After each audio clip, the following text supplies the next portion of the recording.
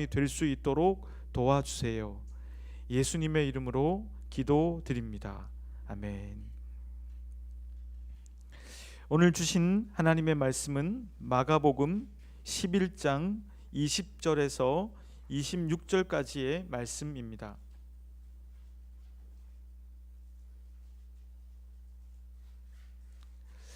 마가복음 11장 20절에서 26절까지의 말씀.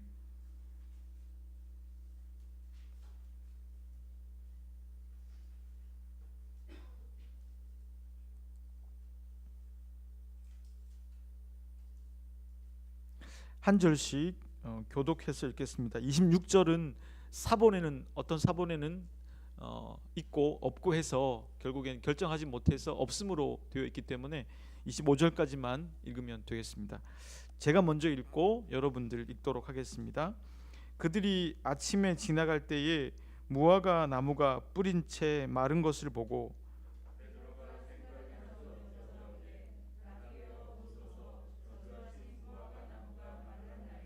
예수께서 그들에게 대답하여 이르시되 하나님을 믿으라.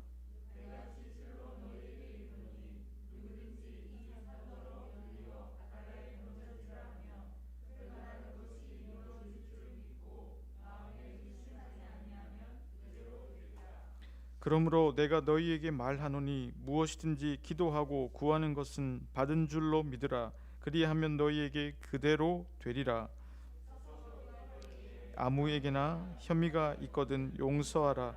그리하여야 하늘에 계신 너희 아버지께서도 너희 허물을 사하여 주시리라 하시니라. 아멘. 오늘은 설교를 하기 전에 영화 서기를 좋아하고 또 외향적인 사람이잖아요. 이 사람이 예수님께 이렇게 말합니다. 랍비여, 선생님이여, 당신이 어제 저주하신 이 무화과 나무가 뿌리채 말라버렸습니다. 이렇게 예수님께 말을 했더니 예수님이 어떻게 반응하시는지가 참 궁금했거든요. 저는 다음 문맥이 이렇게 말씀하셨다는, 옆에 사람에게 얘기해 보겠습니다. 하나님을 믿으라. 예, 이게 참 그게 예수님의 반응이 하나님을 믿으라로 이어진다는 거예요. 여기서 바로. 그리고는 예수님께서 기도에 대해서 가르쳐 주시는 것처럼 들립니다. 누가 이 산더러, 여러분 지금 예수님이 보고 있는 산은 어디일까요? 예루살렘 근처의 감람산이겠죠. 이 감람산 산을 들어 바다에 던지라고 하면 바다는 어디일까요? 거기서 가장 가까운 바다는 사해거든요. 사해. 그러니까 산을 들어서 바다에 던지라고 기도하면, 의심하지 않고 믿으면 그대로 될 것이다. 이렇게 예수님 말씀하셨다는 거예요. 그런 다음에 누구라도 기도하고 나서 믿고 기도하면 기도한 것이 그대로 될 것이라고 믿으라고 말씀하셨어요. 그렇다고 우리가 산을 향하여 기도할 수는 없을 텐데 이게 무슨 의미일까 궁금하지 않을 수 없는데요. 예수님 그렇게 기도하신 뒤에 기도에 대해서 좀 더 말씀하셨어요. 너희들이 서서 기도할 때, 여러분 서서 기도한다는 건 당시에 유대인들은 서서 기도했거든요. 그게 일반적인 또 기도의 모습이었어요.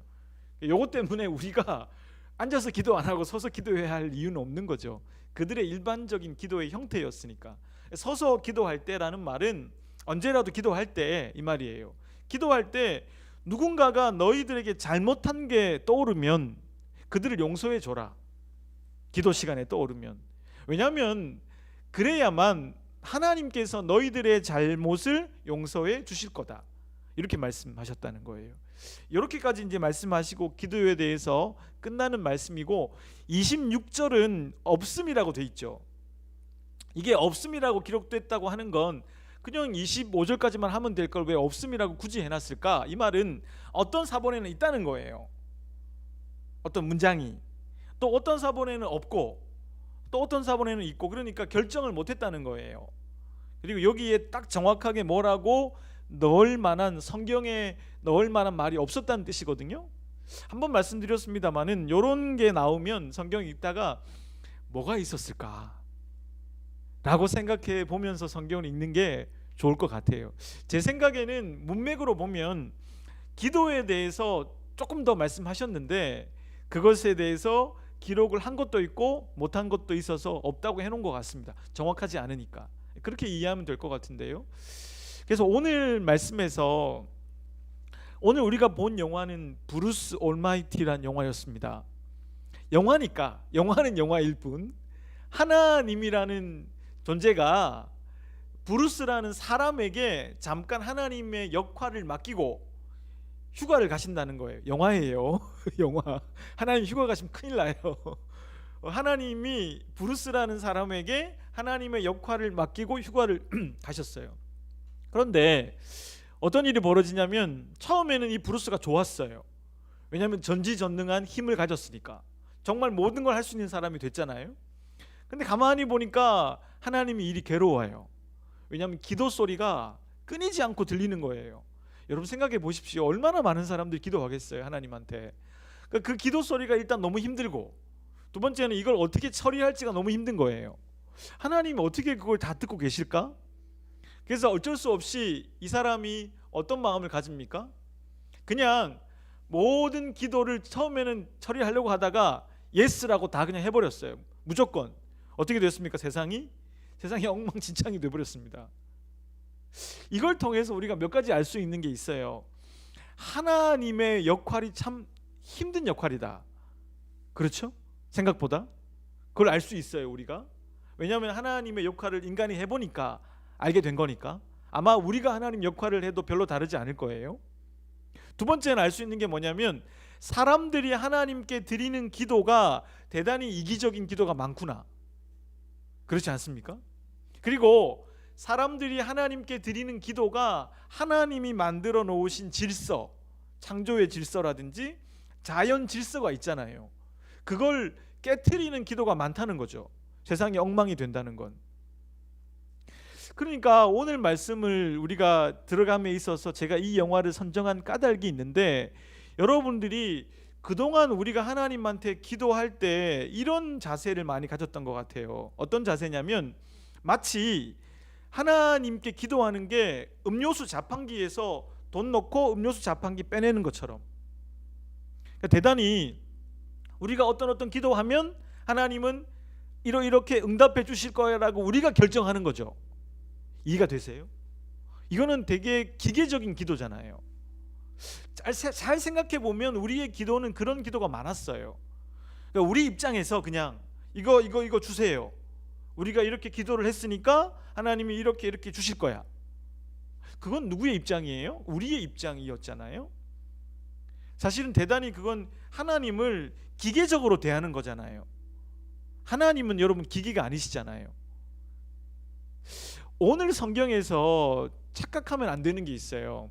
산을 들어서 던져서 바다에 던지면 그대로 되리라 의심하지 않고 하면, 여러분 이거를 내가 어떤 기도를 해도 하나님의 이름으로, 예수님의 이름으로 기도만 하면 의심하지 않으면 의심하지 않아야 된다, 그러면 된다, 이런 기도인가요 이게? 그럼 그렇게 생각하고 싶죠. 그렇게 믿고 싶을 거예요. 그럼 나도 좀 전지전능해지니까. 하지만 여러분 이 기도를 그대로 믿고 땅을 파본 사람이 있는지 모르지만 안 될 거예요. 이건 그런 뜻이 아닙니다. 산을 의미하는 게 무슨 뜻이겠어요? 감람산은 무엇을 의미하나요? 예루살렘을 뜻하거든요. 예루살렘 성전.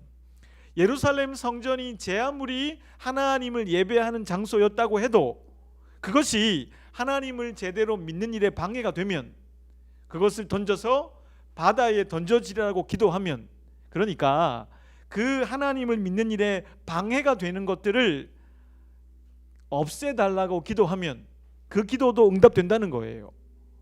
그러니까 내 욕심을 위한, 내 이기심을 위한, 내 유익을 위한 기도가 무조건 의심하지 않으면 응답된다는 뜻이 아니라는 거예요. 이 말씀의 의미는. 여러분 자녀들이, 여러분들이 부모님에게 이렇게 요구하면 부모님 응답할 수 있을까요? 엄마 나 게임 좀 더 하게 해주세요. 이거 응답할 수 있을까요? 잠깐은 응답해 주셔도 그걸 계속 응답할 수는 없을 거예요. 엄마 아빠 오늘 나 날밤 까고 게임하게 해주세요. 꼭 꼭 될 줄로 믿습니다라고 기도하면 될까요? 그게? 그 응답할 수 없는 기도예요. 그렇지 않습니까? 그 어떻게 응답해줘요? 기계라면 응답할 수 있어요. 하지만 하나님과 여러분들의 부모님은 살아있는 인격이잖아요. 응답할 수 없는 거죠. 그러니까 기도라고 하는 거에 대해서 우리들이 그동안 너무 하나님을 비인격적으로 대한 것이 아닌가 생각해 볼 필요가 있다는 것이죠. 왜냐하면 하나님도 인격이시기 때문에 하나님도 무조건 우리에게 아까 영화처럼 기계적으로 예스라고 할 수가 없다는 것을 뜻하고 있기 때문이죠. 그렇기 때문에 저는 오늘 우리 친구들에게 강조하고 싶은 게 있어요. 기도에 대해서 두 가지를 강조하고 싶은데, 첫 번째는 기도할 때 이걸 생각해 보셔야 돼요. 따라해 보겠습니다. 모두 다 함께. 하나님이 이 기도를 기뻐하실까? 이게 중요해요. 기도를 할 때 우리가 하나님을 인격으로 대하는 기도를 드리려면 한 가지의 생각이 꼭 필요해요. 하나님이 이 기도를 기뻐하실까? 그게 필요해요. 두 번째, 어떤 자세가 필요하냐면 따라해 보겠습니다. 하나님이 이 기도에 응답하시면 내가 더 좋아질까? 이게 참 중요해요. 이걸 여러분 기도한다는 건, 하나님께 기도한다는 건 응답하실 걸로 믿고 하는 거 아니에요? 하나님이 적어도 내 기도를 듣고 있다는 건 믿고 하는 거잖아요. 그걸 안 믿으면 기도할 필요가 없잖아요. 뭐하러 기도해요, 그렇죠? 적어도 하나님께 진지하게 기도한다는 건 하나님이 내 기도를 듣고 계시다는 걸 믿는 거고, 하나님이 이것을 주실 수도 있고 안 주실 수도 있지만 그래도 기도하는 거잖아요. 그러면 뭐가 필요해요? 이걸 주실 수도 있다는 생각이 필요한 거죠. 이걸 만약에 허락하시면 내가 좀 더 좋은 사람이 될 수 있을까? 내가 행복해질 수 있을까? 그걸 고민하고 기도해야 된다는 거예요. 그러니까 그동안 우리들의 기도는 너무 일방적인 기도였고 너무 내 중심적인 기도였다면, 이제 우리들의 기도는 이 하나님에 대해서 생각해 보면서 드리는 기도, 그런 기도가 필요하다고 보여집니다. 우리 친구들이 오늘 아마 이 영화 때문에 하나님에 대해서 기도하는 일들에 대해서는 좀 더 쉽게 알 수 있지 않을까 생각하게 됩니다. 같이 기도하겠습니다. 하나님, 예수님의 이름으로 하나님께 기도할 때 이 기도를 하나님께서 기뻐하실까? 만약 이 소원과 기도를 하나님께서 들어주신다면 내가 정말 좋아지고 행복해질까 하는 생각을 해볼 수 있도록 도와주세요. 그래서 하나님과 진실되게 내 마음을 나누는 좋은 기도를 드릴 수 있게 해주세요. 예수님의 이름으로 기도드립니다. 아멘. 네, 우리 친구들 밑으로 가셔서 말씀을 좀 더 생각해 보겠습니다.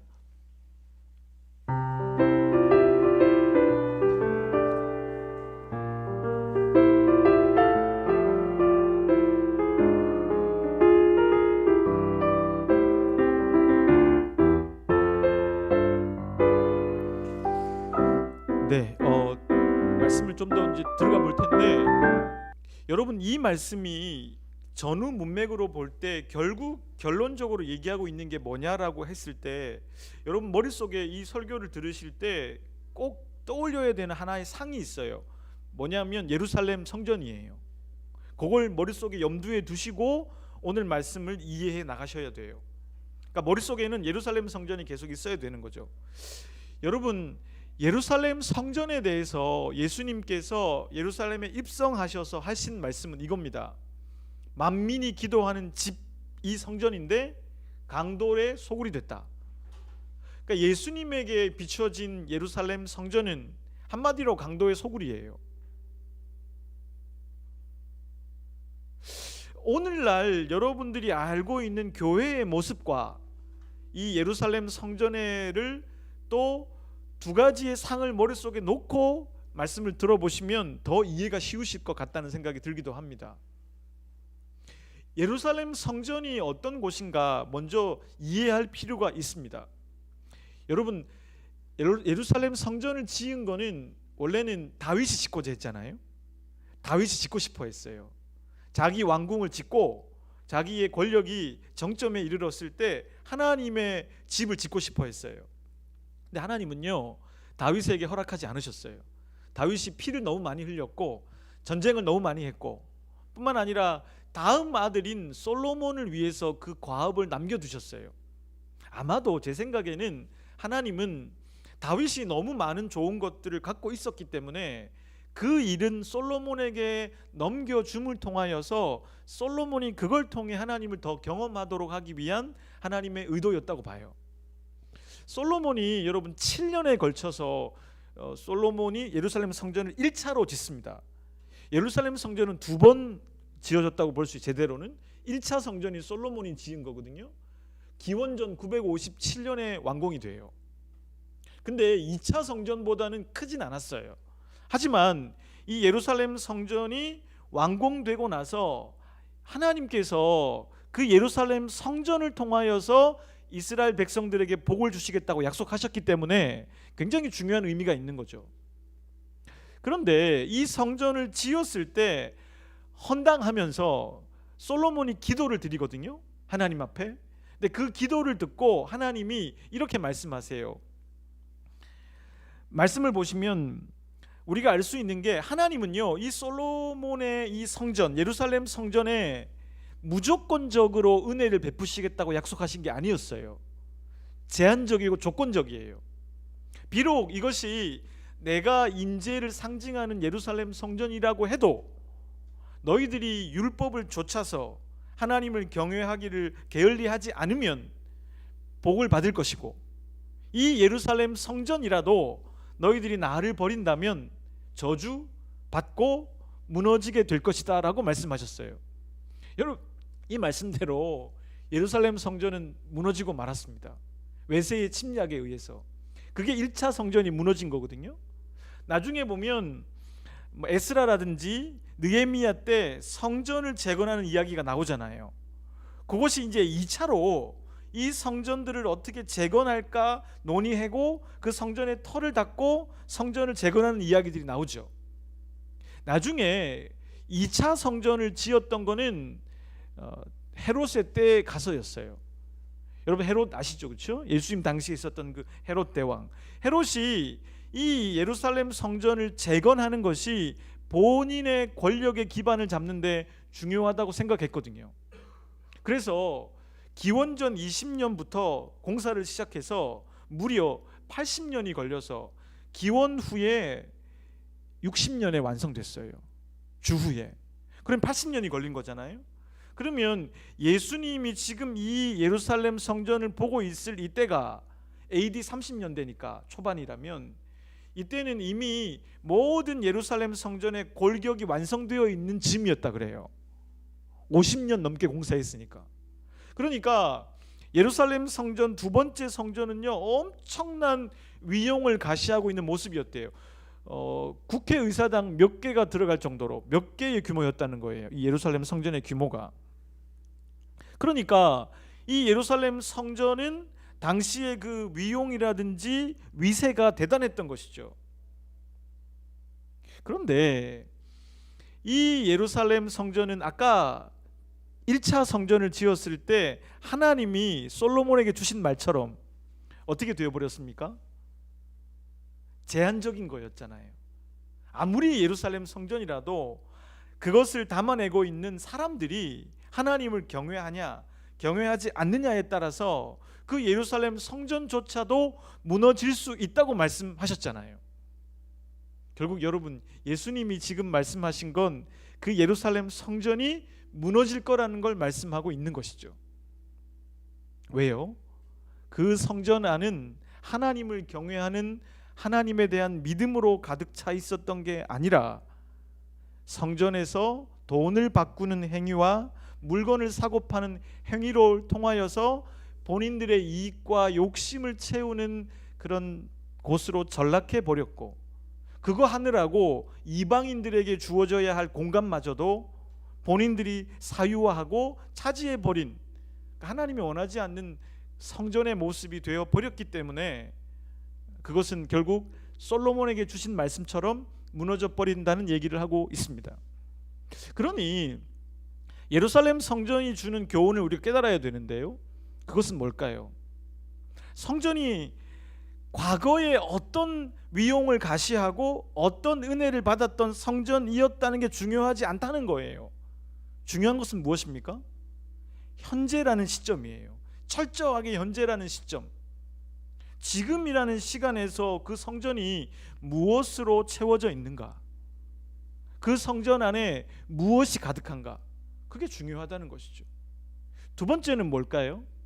그 성전이 어떤 위용을 가시하고 있고 어떤 위세를 떨친다고 해도 그거보다 더 중요한 건 하나님을 향한 믿음이 제대로 서 있는가, 그것을 바라보고 있는 것이죠. 그러므로 이 예루살렘 성전에 대한 이야기는 이제 예루살렘 성전의 시대가 끝난다는 걸 의미합니다. 예루살렘 성전의 시대가 끝나고 새로운 질서의 시대, 새로운 성전의 시대가 오고 있다는 걸 뜻해요. 그건 누구로 말미암아 오는 것입니까? 예수 그리스도. 예수 그리스도로 말미암은 신약 시대의 교회가, 새로운 질서가, 새로운 공동체가, 새로운 성전의 개념이 나타나고 있다는 걸 말씀하는 이야기가 바로 오늘 본문이라는 것이죠. 그러면 새로운 시대의 성전의 모습은 어떠해야 할 것인가 라는 게 이제 예수님의 관심사일 텐데요, 첫 번째는요, 이 성전이 무엇으로 채워져야 하냐 우리가 볼 수 있는데, 하나님을 믿으라 그랬잖아요. 여러분, 여기서 하나님을 믿으라 라는 말에서 이걸 원어로 보면요, 정확하게는 이렇게 직역할 수 있어요. 하나님을 향한 믿음을 계속 가져가라. 무슨 말이냐? 명령형인데요, 현재형으로서 명령형을 때리고 있습니다. 이 말은 무슨 말이냐면, 하나님을 향한 믿음이 과거의 믿음이어서도 안 되고 또 어제의 믿음이어서도 안 되고 계속적으로 오늘의 시간에서 믿음을 가져가는 믿음이어야 한다는 거예요.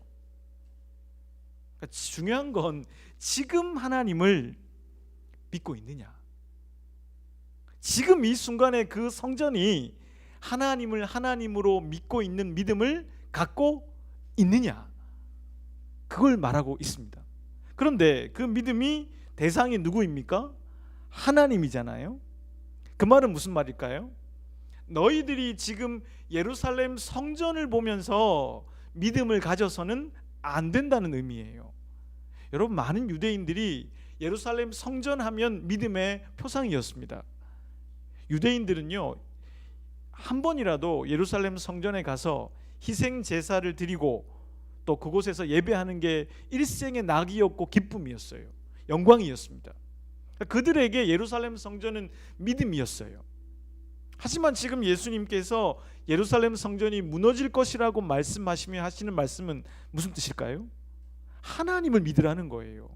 예루살렘 성전을 믿을 게 아니라. 그 말은 결국에는 예수님 이후로부터 하나님이 누구이신지를 우리가 알게 되었잖아요.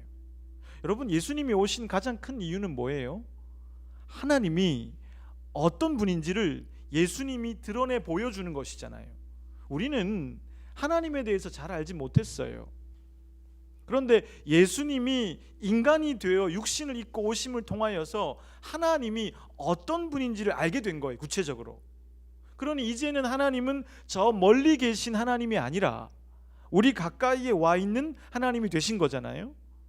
하나님을 믿으란 말은 무슨 말이겠어요? 하나님을 가까이에 있는 인격으로서 믿고 따르라는 거예요. 여러분, 우리가 하나님을 계속 믿어가는 문제를 생각해 보면 가장 어려운 게 뭔지 아세요? 그건 이런 거예요. 하나님을 우리가 너무 기계적으로 믿을 때가 많습니다. 마치 하나님을 자동화 기계의 어떤 하나님인 것처럼 생각할 때가 있어요. 그러면 여러분, 하나님을 계속적으로 믿을 수 있을까요? 아니요, 그건 어려울 것 같아요. 만약 그렇게 믿는다면. 왜냐하면 하나님을 기계의 도식으로 놓고 내가 A를 투입하면 B를 주셔야 하나님으로 만들어 놓으면 어떻게 되겠습니까? 그게 이루어집니까?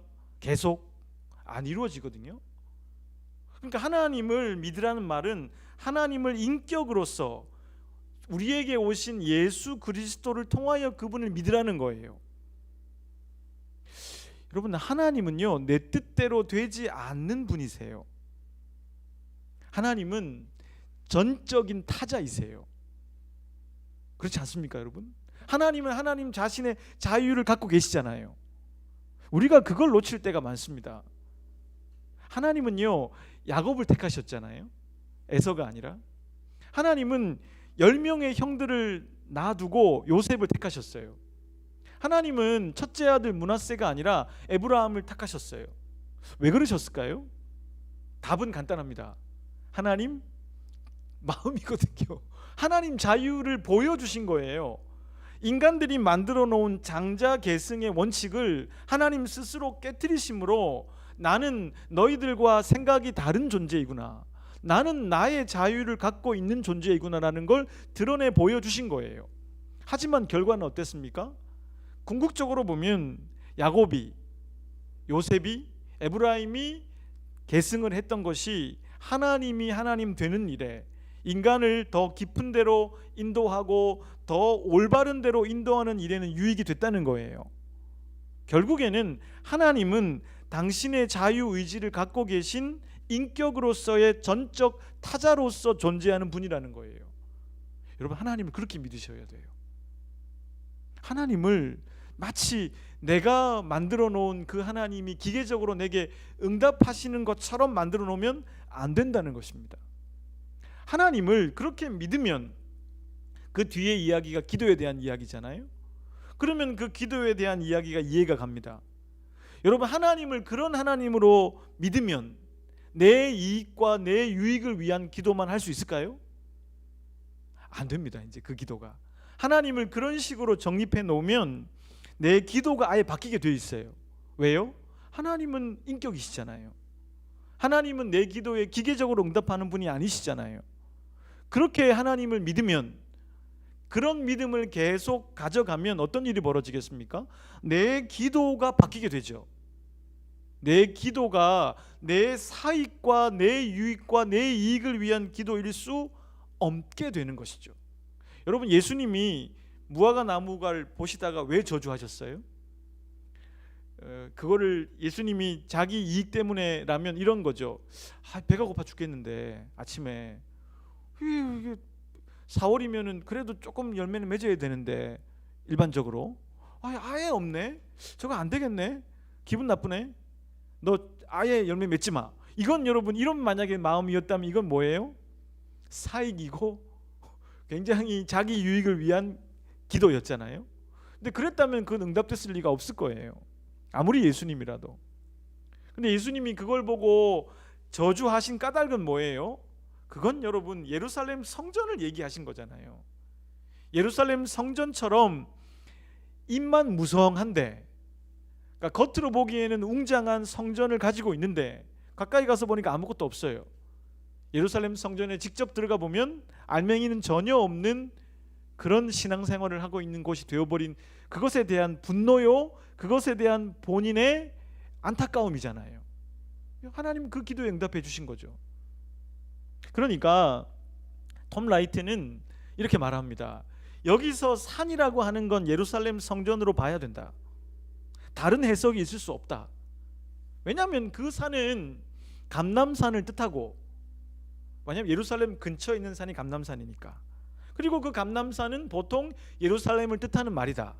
그러니 예수님이 그렇게 말씀하신 까닭은 예루살렘 성전이 바다로, 사해로 던져지게 될 것임을 의미한다. 무슨 말이겠어요?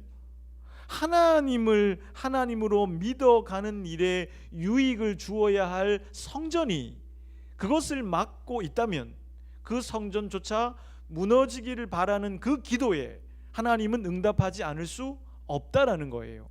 바꾸어 말하면 이 말의 의미는 하나님을 믿는 일에 우리가 살아가다 보면 방해가 되는 일들이 많잖아요. 우리 믿음의 시험거리들이 많이 있지 않습니까? 그것에 대해서 우리가 기도하고 그것에 대해서 간구하는 것들에 대해서는 하나님이 응답하지 않을 수 없다는 뜻으로 해석할 수 있다는 것이죠. 여러분, 솔로몬의 기도도 참 멋있는 기도지 않습니까? 하나님 자신이 1,000번제를 드리고 나서 무엇을 줄까 이렇게 물었더니 솔로몬이 지혜를 달라고 기도했습니다. 하나님 자신도 그 기도가 너무 좋아서 묻습니다. 왜 너는 장수하기를 구하지 않았냐? 오래 사는 거? 아니면 너는 왜 돈을 구하지 않았냐? 하나님의 질문이에요. 솔로몬이 뭐라고 얘기합니까? 이렇게 말합니다. 저는 왕으로서 재판을 잘 하고 싶습니다. 사람들의 시시비비를 잘 가리고 싶습니다. 한마디로 왕으로서 바른 성군이 되고 싶다는 거 아니에요? 그걸 위해서는 지혜가 필요한데 지혜를 달라고 기도했다는 거 아니에요? 여러분, 솔로몬이 자기를 위해서 이렇게 했나요? 아닙니다. 자기 유익을 위한 기도가 아니라 이스라엘 둘째 왕으로서 백성들을 잘 통치하기 위한 그런 마음으로 기도한 것이죠. 통일왕국에. 그러니까 그 기도는 하나님이 응답하지 않을 수가 없었던 것이죠. 그처럼 오늘 예수님이 이 말씀을 하고 계신 까닭은 바로 그거라는 거예요. 하나님에 대해서 제대로 인격을 가지고 믿는 사람은 그 기도 자체가 바뀌게 되는 것이죠. 어떤 집사님 한 분을 만났는데 이분이 저에게 이런 말씀을 하시더라고요. 저는 그 말이 참 동의가 됐어요. 어떤 분이 사람들과 함께 나눔을 하고 양육을 하다 보니까 평신도지만, 근데 이분이 꼭 사람들이 기도 부탁을 많이 한다는 거예요. 근데 기도 부탁을 들어보면 그 기도가 너무 이기적인 기도라는 거예요, 자기가 보기에도.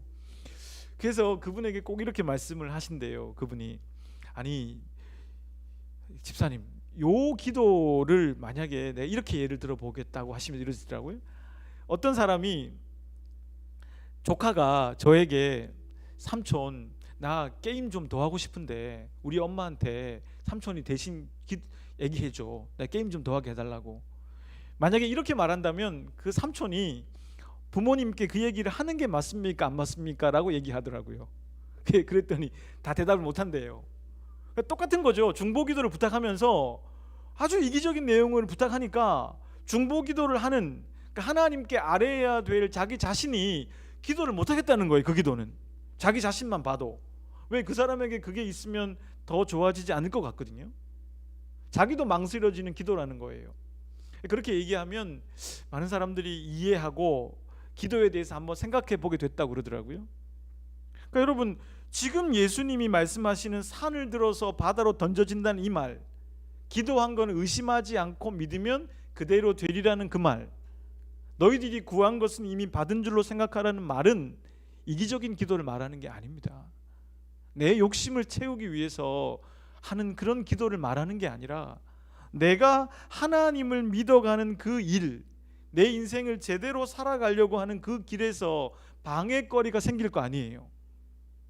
유혹이든지 그런 것들을 극복할 수 있게 해달라고 하는 기도에 대해서 어떻게 하나님이 그냥 있겠냐라는 말씀이죠. 그것이 예루살렘 성전이라도. 여러분, 기도에 대한 말씀은 이렇게 더 이어집니다. 여러분, 기도하시다 보면 이걸 알게 될 때가 많으실 텐데, 여러분 살다 보면 나에게 잘못하는 사람이 많이 있잖아요. 내가 잘못할 때도 많지만. 여러분 어느 쪽이 더 많으세요? 아마 모든 인간은 나에게 잘못하는 인간이 더 많을 거예요. 내가 잘못하는 것보다. 왜 이렇게 세상에는 나한테 잘못하는 인간들이 많은지. 자, 그런데 나에게 잘못하는 사람, 나에게 죄를 범하는 사람, 나에게 악을 드러내는 이 사람들을 만날 때 우리는 어떻게 그들을 용서할 수 있을까요? 그리스도인으로서. 그 얘기예요, 지금 예수님의 기도의 가르침은. 여러분, 기도를 안 하는 사람은요, 인간적인 용서를 해요. 그냥 자기 마음의 편함을 위해서 용서하거나 그 사람과의 관계 때문에 용서를 해요. 그건 일시적인 용서이고 마음에는 진짜 용서일까라는 의문이 생깁니다. 그런데 기도를 하면서 그 사람을 용서한다는 건 이런 의미입니다. 우리가 기도할 때 어떤 일이 벌어지냐면, 우선 나의 잘못에 대해서 생각해 보잖아요. 기도는 그 사람하고 무관하게. 그러니까 내가 하루를 살면서 나를 반성해 보고 내가 잘못 생각한 거, 내가 혹시나 악을 저지른 거, 내가 혹시나 죄를 저지른 거, 내가 혹시나 잘못한 걸 생각해 보게 되지요. 그러면 그것에 대해서 기도를 하게 돼요. 그러면 하나님이 대부분 어떤 마음을 주시냐면 이런 마음을 주십니다. 그래, 알았으면 됐어. 그리고 다신 그러지 마. 점점 좋아지고 있어. 이런 마음을 주신다고요. 그러면 어떤 마음이 드냐면 다른 사람에 대한 용서의 작업이 거기서 시작되는 거예요. 아, 나도 불완전하고 나도 실수투성이구나, 나도 오늘 또 잘못했네 라는 것에 대한 생각을 하게 돼요. 성찰을 하는 거죠. 그리고 그것에 대해서 하나님이 나를 용서해 주신다는 걸 알게 돼요. 그러면 여러분 어떤 일이 벌어지냐, 이런 일이 생기는 거죠. 아, 그러면 그 사람도 실수였을 수 있겠구나, 그 사람도 그렇게까지 말할 의도는 아니었을지 모르겠구나, 그 사람의 마음은 이거였을지 모르겠구나, 아니면 그 사람도 잠깐 이렇게 된 거구나. 그럼 어떻게 될까요? 그 사람에 대한 마음이 나에 대한 마음으로 말미암아 관대해져요. 그 사람도 인간이니까, 그 사람도 하나님 앞에 자기 자신을 비추어 볼 필요가 있으니까. 여러분 나중에 그렇게 용서하고 그 사람을 또 만났는데 그 사람이 또 그래요. 그러면 이렇게 생각하시면 돼요. 기도를 안 하니까 그렇구나. 저 사람은 하나님을 모르니까, 저 사람은 성찰을 모르는 사람이구나, 이런 생각을 가지면 되는 것이죠. 결국에 우리가 나 자신을 용서받게 됨으로 말미암아 다른 이도 진정으로 용서할 수 있는 것이죠. 어떤 평화로운 관계만을 위한 용서가 아니라 하나님 앞에서 나를 비추어 봤기 때문에 그 사람을 이해할 수 있는 범위로 나아가는 것이라는 것이죠. 그래서 지금 여러분, 예수님은요 오늘 말씀을 통해서 어떻게 새로운 질서 안에서 우리가 새로워질 수 있는가를 말씀하고 있습니다. 오늘 말씀대로라면 우리는 예루살렘 성전의 웅장함이 없어도, 아주 멋진 전통과 과거가 없어도 예수 그리스도 안에서 그 새로운 질서와 새로운 법을 믿는다면 우리는 얼마든지 하나님을 인격적으로 믿고 대하는 가운데 우리가 하나님을 믿는 일에 방해를 주는 모든 요소들을 기도 가운데 극복하고 넘어서서, 그리고 나를 용서하고 남을 용서하는 가운데 우리가 새로워지는 길로 들어갈 수 있다는 것이죠. 그렇기 때문에 오늘 말씀은 우리 교회와 우리들에게 희망을 주는 말씀이 아닐까 생각해 보게 됩니다. 여러분, 새로운 질서가 저와 여러분들에게 있다는 걸 잊지 마시길 바랍니다. 우리 같이 기도하겠습니다. 기도하실 때 오늘 이렇게 기도하겠습니다. 하나님, 하나님을 정말 인격으로 대하고 믿는 믿음을 주십시오. 하나님을 향한 믿음을 현재 진행형으로 또 현재형으로 늘 가져갈 수 있는 저희들이 되게 해 주십시오. 하나님을 믿는 일에 방해가 되는 것들을 기도를 통하여서 넘어서게 해 주십시오 라고 기도하겠습니다.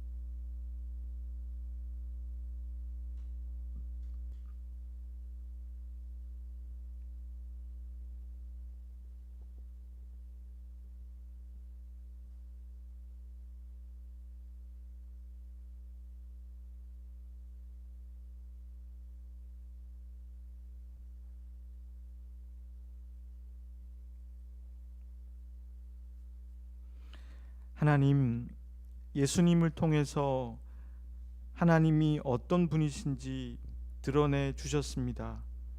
그래서 저희들은 하나님이 멀리만 있는 존재가 아니라 가까이 있는 인격으로서 친밀한 분임을 알게 되었습니다. 그리고 일방적인 기도가 아니라 상호 관계 안에서 기도할 수 있게 되었습니다. 저희들이 하나님을 믿기에 하나님과 더 친밀한 기도를 나눌 수 있게 도와주십시오. 그리고 당신을 믿어감에 있어서 방해가 되는 것들을 기도를 통해서 하나 둘씩 넘어설 수 있도록 도와주십시오. 이번 설 명절을 통해서 가족들과 사랑을 나누고 잘 쉬는 동안에 하나님과 좋은 시간을 가질 수 있도록 도와주십시오. 예수님의 이름으로 기도드립니다. 아멘.